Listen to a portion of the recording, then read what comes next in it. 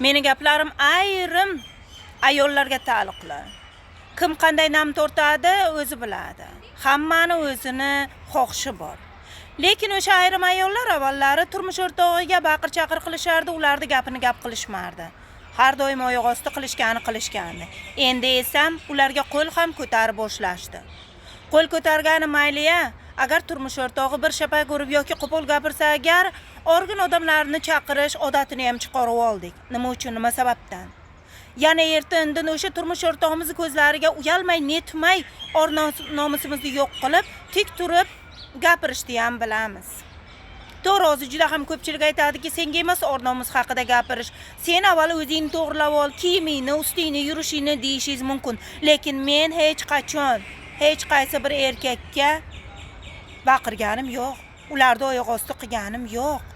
Iltimos ayollar, yig'ishtirib olaylik o'zimizda.